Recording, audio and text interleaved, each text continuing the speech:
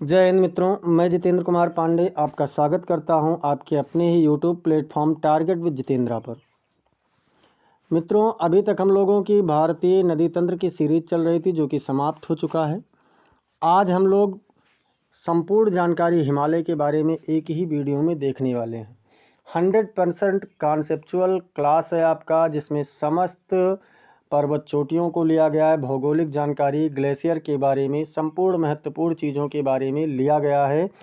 साथ ही साथ इसमें आपको ट्रिक आसान भाषा में दिया गया है। ज्योग्राफी का सबसे इम्पोर्टेंट टॉपिक है हिमालय, अक्सर परीक्षाओं में पूछा जाता है, इसलिए आप लोग क्लास को अंत तक ज़रूर देखें। साथ ही साथ आप लोग मित्रों अगर अब तक चैनल को सब्सक्राइब नहीं किए हैं तो चैनल को सब्सक्राइब कर लीजिए, बेल आइकन दबा दीजिए, इस क्लास को लाइक कर दीजिए और इसे अपने मित्रों के पास में अधिक से अधिक शेयर कर दीजिए। चलिए हम शुरुआत करते हैं संपूर्ण जानकारी हिमालय पर्वत श्रृंखला की।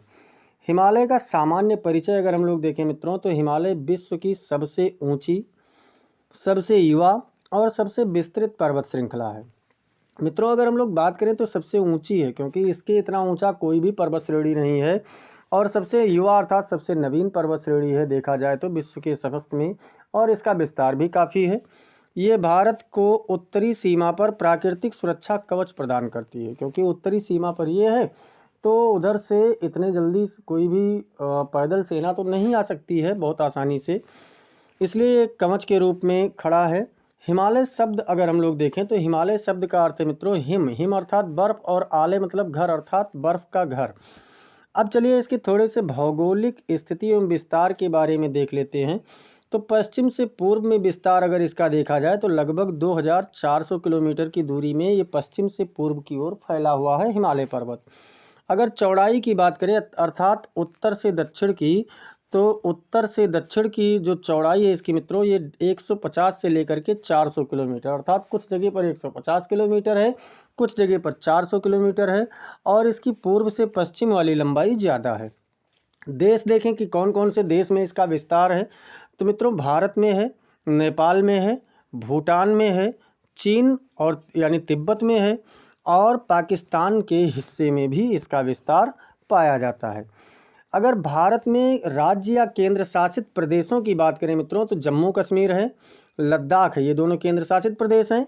हिमाचल प्रदेश है, उत्तराखंड प्रदेश है, सिक्किम है, और अरुणाचल प्रदेश है मित्रों, जहाँ पर इसका विस्तार है।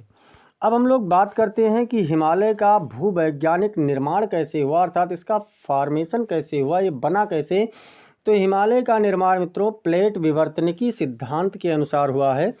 प्लेट विवर्तनिकी सिद्धांत के अनुसार, जिसमें भारतीय प्लेट और यूरेशियन प्लेट के टकराव से टेथिस सागर जो था, यहाँ पर हिमालय की जगह पर पहले टेथिस सागर था, तो टेथिस सागर की तलछट ऊपर की ओर उठ गई है और बना क्या, मोरदार पर्वत जिससे बन गए हैं। ये प्रक्रिया आज भी जारी है, अर्थात ये ऊपर की ओर उठते जा रहे हैं। एक तरफ आपका भारतीय प्लेटें हैं, दूसरी तरफ आपका क्या है मित्रों, यूरेशियन प्लेटें हैं।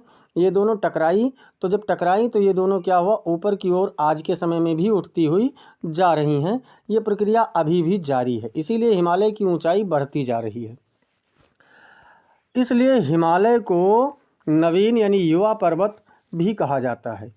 हिमालय की अगर प्रमुख पर्वत श्रेणियों की बात करें मित्रों तो इसमें ट्रांस हिमालय पहला है। हिमालय 4 भागों में बढ़ता है, जिसमें पहला कौन सा है, तो ट्रांस हिमालय है, जो भारत के उत्तर में स्थित है।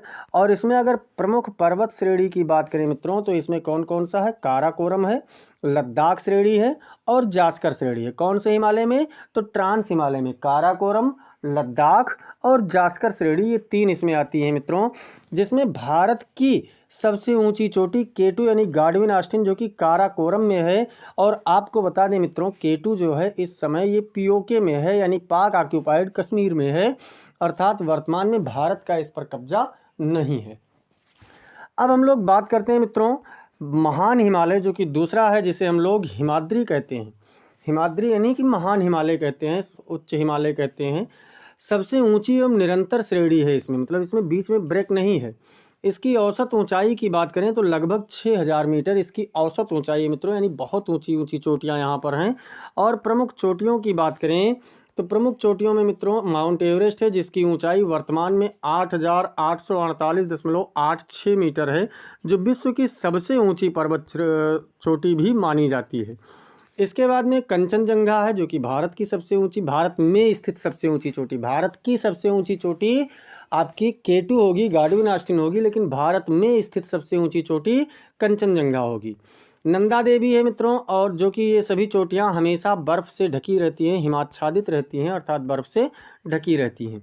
इसके बाद में बात करें मित्रों तो लघु हिमालय या फिर हिमाचल हिमालय कहते हैं, हिमाद्री और शिवालिक के बीच में, यानी हिमाद्री जो है सर्वोच्च हिमालय है और शिवालिक जो है ये बाह्य हिमालय है, तो इन दोनों के बीच में जो स्थित है वो उसे ही क्या कहते हैं, लघु हिमालय कहते हैं। इसकी औसत ऊंचाई की बात करें तो 3700 से लेकर के 4500 मीटर तक माना जाता है। और इसकी अगर हम लोग प्रमुख श्रेणियों की बात करें मित्रों तो इसमें पीर पंजाल आ जाता है, धौलाधर आ जाता है, नाम टिब्बा आ जाता है, और अधिकांश हिल स्टेशन इसी में आते हैं। अधिकांश हिल स्टेशन जैसे कुल्लू है, मनाली है, शिमला है, ये सभी हिल स्टेशन मित्रों इसी में आ जाते हैं। अब चलते हैं, देखते हैं कि शिवालिक, जिसको बाह्य हिमालय भी कहा जाता है, शिवालिक को बाह्य हिमालय, ध्यान दीजिए पहला कौन सा था, तो पहला आपका ट्रांस हिमालय है, दूसरा कौन है तो महान हिमालय है, या बृहत हिमालय है, या उच्च हिमालय है, या हिमाद्री है, उसको कहते हैं। तीसरे की बात करें मित्रों तो वो आपका कौन सा हिमालय है, तो वो आपका मध्य हिमालय है। अब हम लोग बात करते हैं शिवालिक की, तो सबसे दक्षिणी और सबसे नई श्रेणी है, ये सबसे दक्षिण की ओर है और सबसे नई श्रेणी है, जिसकी औसत ऊंचाई 900 से लेकर के 1200 मीटर तक की है। अगर विशेषताओं की बात करें मित्रों तो इसमें ढीली चट्टानें बहुत ज़्यादा पाई जाती हैं, मतलब अभी चट्टानें उतनी सख्त नहीं हुई हैं, और भूस्खलन की इसीलिए बहुत अधिक संभावना भी रहती है। शिवालिक और लघु हिमालय के बीच में दून घाटियाँ मिलती हैं, जैसे कि देहरादून हो गया तो उनको दून घाटियाँ कहते हैं, जो कि शिवालिक और लघु हिमालय के बीच में पाई जाती है। अब हिमालय की प्रमुख चोटियों की अगर हम लोग बात कर लें मित्रों तो कौन कौन सी हैं, माउंट एवरेस्ट है, कंचनजंगा है जो भारत में सबसे ऊंची चोटी है। देखिए भारत में और भारत की दोनों में फ़र्क है, जो भारत में है उस पर भारत का कब्जा है, और जो भारत की है उसमें भारत का कब्जा वर्तमान में नहीं है। नंदा देवी है, धौलागिरी है, और कौन सी है मित्रों, मकालू है, और अन्नपूर्णा है, मकालू और अन्नपूर्णा। अगर हम लोग हिमालय के प्रमुख दर्रों की बात करें तो प्रमुख दर्रों में आपका जोजिला आ जाता है, रोहतांग दर्रा है, नाथुला है, बोमडीला है, बोमडीला के साथ साथ सिपकीला भी आप लोगों का, ये सभी हिमालय के प्रमुख दर्रों में शामिल हैं।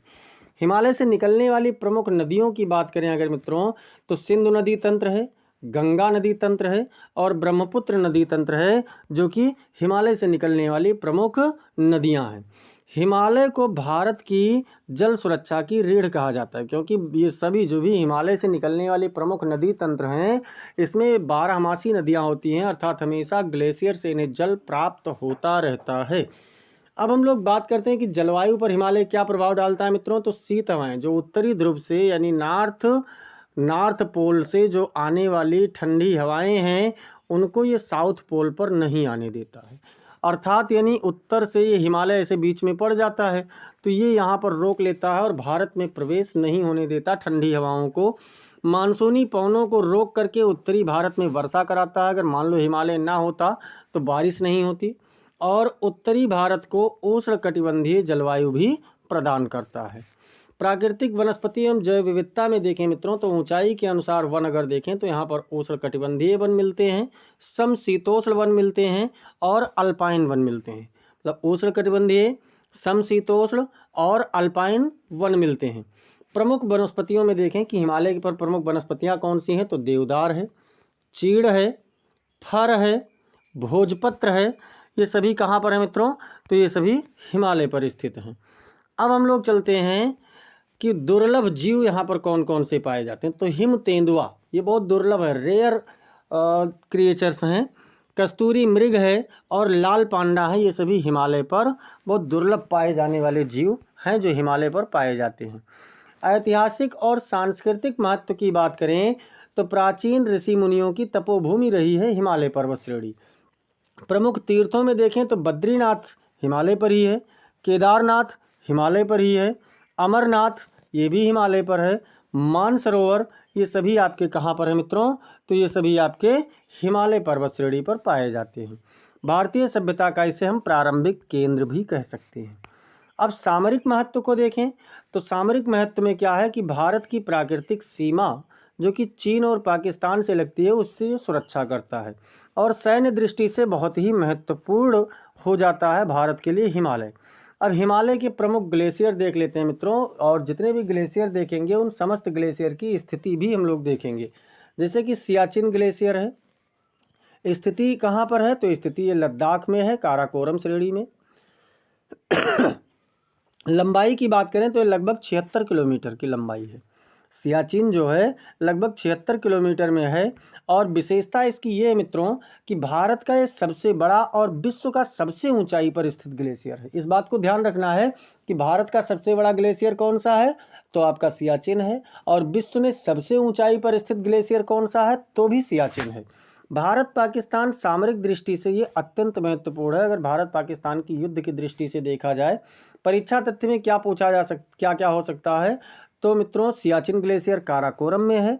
ये हिमालय का भाग इसे नहीं माना जाता, इसे ट्रांस हिमालय का भाग माना जाता है। ध्यान रखना, हिमालय का भाग नहीं बल्कि ट्रांस हिमालय का भाग माना जाता है। ट्रांस हिमालय को प्राचीन हिमालय के नाम से भी जाना जाता है। अब बात करते हैं गंगोत्री ग्लेशियर की मित्रों। तो गंगोत्री ग्लेशियर जो कि उत्तराखंड में है, गढ़वाल हिमालय में, उत्तराखंड में गढ़वाल हिमालय में है। इसकी लंबाई लगभग 30 किलोमीटर है। कितनी है मित्रों, तो लगभग 30 किलोमीटर है। महत्व क्या है कि गंगा नदी का उद्गम है, अर्थात भागीरथी नदी, वहाँ पर इसको भागीरथी के नाम से जाना जाता है।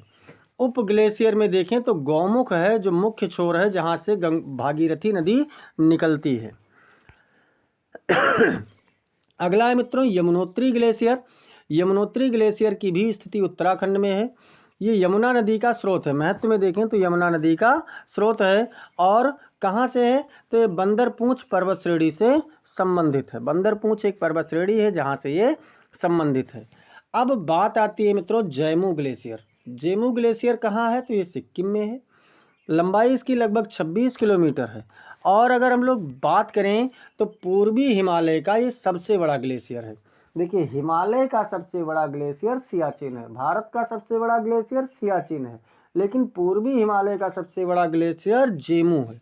संबंधित चोटी यानी कौन से पर्वत चोटी पर है मित्रों, तो ये कंचनजंगा पर है। ग्लेशियर क्या होते हैं, मतलब बड़े बड़े विशाल जो बर्फ के टुकड़े होते हैं उन्हीं को ग्लेशियर बोला जाता है, हिमानी जिनको कहते हैं।